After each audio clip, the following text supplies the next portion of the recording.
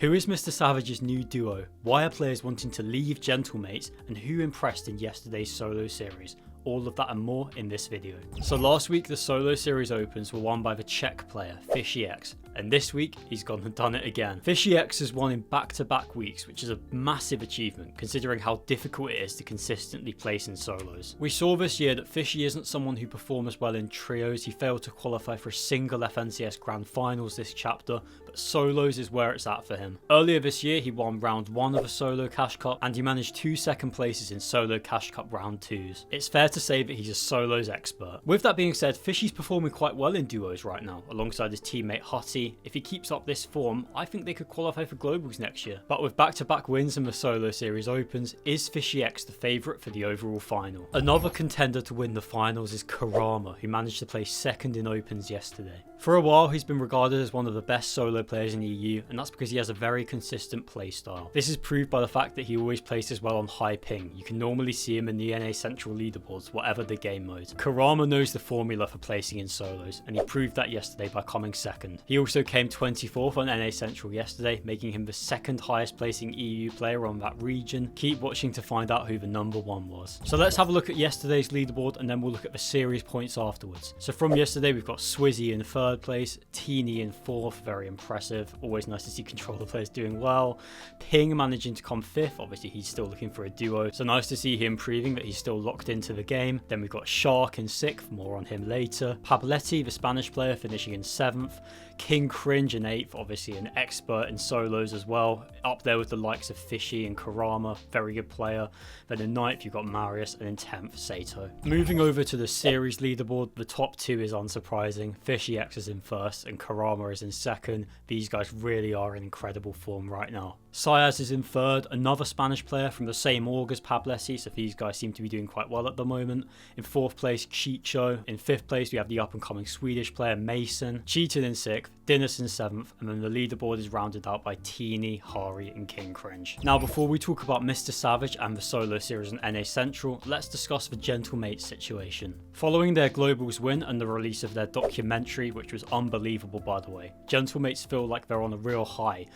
But despite that, they appeared like they might lose 2 of their best players. Marius has tweeted that he's exploring his options, and Swizzy has as well. It seems like it's a case of them wanting to renegotiate their contracts. They both had good years, so I expect they'll be wanting higher wages. And to be honest with you, I think they'll probably both stay. I'm sure they'll both renegotiate. I don't think there's many orgs better where they could go.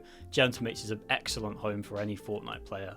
I think they'll both stay. But this whole situation has sparked an interesting discussion about orgs. Waz, the founder of Havoc, tweeted that he thinks salaries are becoming overinflated. Reno, who runs Become Legends, also weighed in on the matter. He said that it's down to the orgs themselves to set the standards so that we can ensure the future of the scene. This type of situation isn't new. There'll always be new orgs that come along with lots of money and the whole scene just gets inflated. Hopefully we can find a balance for money to keep flowing into the scene, but also for players to be paid proportionate wages. This situation has definitely caused some debates within the community. The contention from some people is that players get paid too much for what they actually contribute to the org, and then when the orgs that do demand a little bit more on the content side come along and charge less, there tends to be issues. From a player's perspective, they'd much rather go to an org where they earn more money but they have less content responsibilities. This isn't good for the scene, however. We want to see more orgs like Gentlemates where the players are given personalities, where they feature on camera regularly. This is what we want to see. So yeah, I want players to be earning as much money as they can, of course, but I also want the org scene to be healthy. It's vital for the future of the esport. So now let's discuss MrSavage, because there's some pretty big news regarding his new duo. Yesterday he deleted his Twitter community. If you don't know, there's always quite a lot of toxicity in there, and that's put off a lot of players from potentially duoing with Savage. But to prove how serious he is about finding options, Savage did delete the community, and it looks like he might be playing with Shark. This isn't 100% confirmed. I'll put this message up on screen which shows that Shark is considering it.